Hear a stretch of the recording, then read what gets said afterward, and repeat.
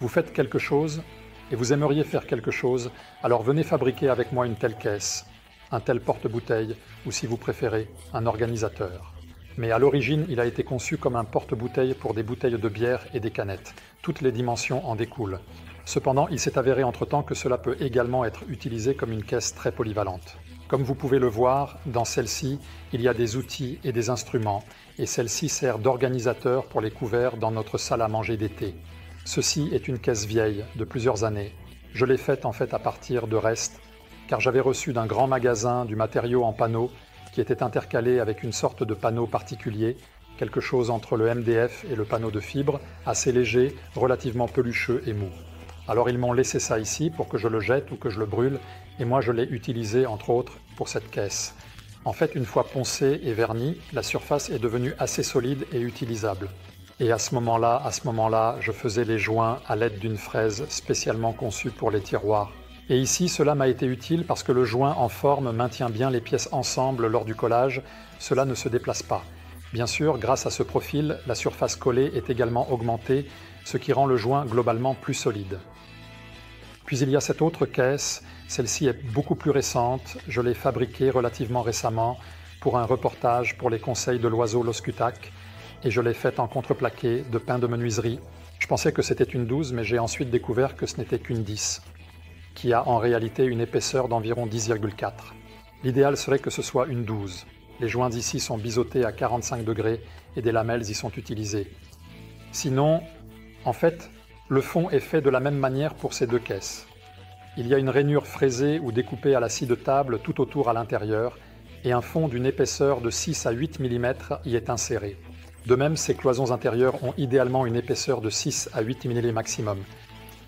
Sinon, en ce qui concerne l'intérieur, j'ai en fait fixé la cloison longitudinale de manière permanente et seules les cloisons transversales sont amovibles. Vous pouvez donc obtenir un espace divisé en 6 parties égales ou un espace avec 2 petites et 2 grandes parties. Si vous retirez les 2 cloisons, vous obtiendrez alors 2 ouvertures longitudinales identiques. Ici, je l'ai fait un peu différemment, en fait encore plus simplement. Tout l'insert intérieur peut être retiré, donc soit vous avez cet espace divisé en 6 compartiments, soit vous avez tout l'espace disponible si vous voulez y ranger quelque chose de plus grand. Et en fait, nous allons faire de la même manière pour la caisse que nous allons fabriquer maintenant. Je veux la faire avec le même contreplaqué que celui-ci. Je l'ai juste derrière moi. Et cette fois, je ne veux pas faire le joint de manière compliquée, mais simplement en bout à bout, en utilisant une cheville pour les assembler. Il y a ensuite un problème, si vous découpez une rainure pour le fond à la scie de table, de petits trous seront visibles sur le côté, que vous pouvez soit boucher avec du mastic, soit, si cela vous dérange beaucoup, vous devrez fraiser les rainures sans les finir jusqu'au bout. Les dimensions sont données, hauteur 30 cm, longueur 26 cm, et comme nous allons coller ces côtés entre les faces, nous les ferons d'une largeur d'environ 16 cm approximativement. Et encore une chose à propos de cette caisse, je l'ai faite avec des restes, donc je n'avais pas beaucoup de choix, et il se trouve que le grain est horizontal sur les côtés et vertical ici.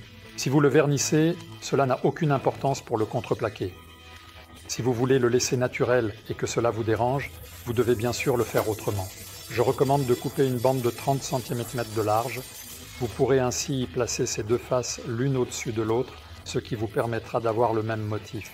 Et bien sûr, cela dépend si vous coupez la bande de la planche dans ce sens ou dans l'autre, vous aurez alors le motif horizontal tout autour, ou au contraire vertical tout autour.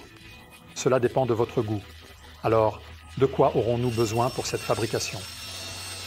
En plus du matériel, c'est-à-dire des panneaux de 12 mm et ensuite des plus fins de 6-8 mm et ces baguettes, nous aurons besoin de préférence d'une scie de table. Nous découpons toutes les pièces, puis avec une scie quelconque, nous faisons ces découpes en forme, que ce soit avec une scie à chantourner manuelle, une scie à découper droite, une scie à ruban, cela dépend de ce que chacun a à disposition. Plus vous couperez précisément, moins vous aurez besoin de poncer, et il vous suffira peut-être juste de papier de verre ou de toile émerie sur un bloc arrondi. Cependant, si vous ne coupez pas très précisément, une ponceuse plus puissante, comme une ponceuse oscillante à broche, sera utile. Ou bien, vous pouvez faire comme moi, en fabriquant une seule pièce que vous poncez parfaitement et utilisez comme modèle. Simplifiez-vous la tâche. Un autre morceau, vous le découpez grossièrement et ensuite, à l'aide d'une fraise de découpe avec un roulement, vous copiez la forme parfaite de l'original. Et vous pouvez le faire autant de fois que vous le souhaitez. cela vaut la peine si vous allez fabriquer plusieurs caisses. Pour l'assemblage proprement dit, j'utiliserai ce gabarit de chevillage de chez Unimax et je l'ai demandé non seulement parce qu'il est parfait pour cette caisse, mais aussi parce que c'est l'un des nombreux accessoires fabriqués directement chez Unimax. Unimax est bien établi en tant que magasin d'outils et d'équipements pour ateliers, pour garage automobile et pour service de pneus, mais peu de gens savent que tout a commencé il y a longtemps avec la fabrication de divers dispositifs et que cette production continue encore aujourd'hui. Je pense que ce n'est pas du tout courant qu'une boutique en ligne ait aussi ses propres produits, donc je voulais d'abord voir la production et ensuite en parler aussi avec le propriétaire d'Unimax. Vous êtes sûr que c'est déjà serré? Oui, je viens de vérifier. D'accord, je viens de vérifier. Alors, on peut y aller? Ça attend, donc je peux, alors fermez-le. Ok. Maintenant le verre. Directement le verre, d'accord? Directement le verre. La plupart du temps encore prier. Ne vous inquiétez pas. Où cela va-t-il voler? Vous verrez. C'est ça. Nous fabriquons des gabarits de chevillage depuis longtemps, c'est une constante. Je ne comprends pas ce que les menuisiers en font, mais ça se vend depuis des années, nous en fabriquons depuis peut-être 20 ans. À l'époque, nous, ici, l'entreprise concurrente Anka, fabriquions cela en masse de duralumine. Un beau travail d'ingénierie, un beau travail et bien sûr des coûts incroyables. Et à ce moment-là, nous avons abordé cette construction un peu différemment. Nous avons fabriqué un outil, nous extrudons un profil en aluminium. Bien sûr, ce n'est pas aussi simple qu'il y paraît, car ce gabarit doit présenter une certaine planéité et il faut produire ce profil en aluminium de manière à ce qu'il ait les paramètres géométriques appropriés.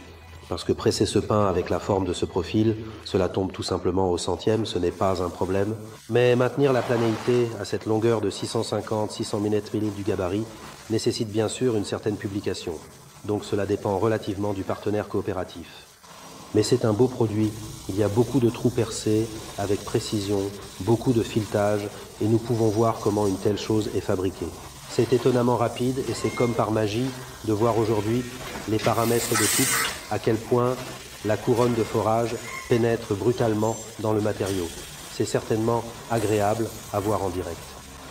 En tant que patriote en bonne santé, j'apprécie bien sûr une telle initiative et je pense qu'il serait bon que Unimax ait sur son e-shop, pour les produits qu'il fabrique, qu'il s'agisse de barres de chevillage ou de presses massives pour ébénistes, voire de rouleaux de ponçage ou de serre-joints à une main, une sorte de marquage, que ce soit un drapeau tchèque ou peut-être une mention « fabriquée chez nous ». Je pense que des gens comme moi y seraient certainement sensibles. Et l'un de ces gabarits de chevillage est justement ces barres de chevillage, qui sont fabriquées en plusieurs versions différentes, en ce qui concerne les dimensions et aussi le diamètre des douilles de perçage. Ceci est en fait la plus petite pièce, qui a des douilles de perçage d'un diamètre de 6 mm et est idéale pour l'assemblage de matériaux d'une épaisseur d'environ 12 mm. Sinon, ceci est un gabarit de chevillage dit de bord, ce qui signifie que lorsque vous souhaitez assembler deux pièces en L, ou même en bout à bout, mais si vous voulez faire un assemblage de type T, c'est-à-dire mettre le bord quelque part sur une surface, vous aurez besoin d'un gabarit similaire, mais dit de surface. Cette fois-ci, nous nous contenterons de ce gabarit de chevillage pour bord, qui nous permet en fait de percer les trous à la fois dans le bord lui-même et dans la pièce correspondante. Ce qui est pratique, c'est que les douilles de perçage ont différentes longueurs, que ce soit pour le bord ou pour la surface. Ainsi, vous pouvez avoir la butée sur le foret toujours au même endroit. J'ai aussi vu des gabarits qui sont conçus différemment. Et vous devez ensuite avoir deux forets avec des butées réglées différemment. Dans le cas de deux perceuses, ici on voit clairement que quelqu'un a réfléchi. La livraison comprend ces bouchons en plastique conçus pour être à l'épreuve des erreurs. Vous pouvez boucher les ouvertures. Que vous n'utilisez pas. Nous, pour cette distance, nous n'utiliserons en fait que deux trous, donc j'ai bouché le reste comme ça. Et la livraison comprend également une butée simple pour la perceuse. C'est en fait juste un simple boîtier avec une vis sans tête, avec une clé Allen. C'est pratique si la butée tombe sur la tige cylindrique, mais c'est plus problématique si elle tombe quelque part dans l'hélice. Parce que d'une part, cette vis peut endommager la facette et d'autre part, avec des forets plus fins, elle peut provoquer la flexion du foret lors du serrage, ce qui le rendra instable. Donc, je préfère quand c'est possible utiliser un manchon de perçage composé ou une butée de perçage. De cette manière, nous ferons deux coins opposés, puis nous devrons en fait déplacer la butée de l'autre côté et finir les deux autres coins opposés restants.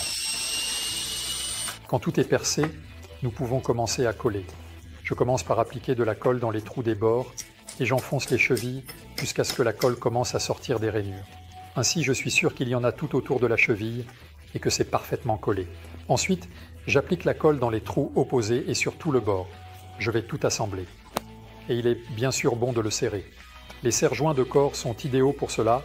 Si vous n'en avez pas, vous pouvez utiliser n'importe quels autres serre-joints, mais il est important de presser précisément dans l'axe du côté, car si vous le mettez quelque part vers le centre, les faces se courberaient, et d'une part, ce ne serait pas joli, et d'autre part, les traverses ne rentreraient pas à l'intérieur.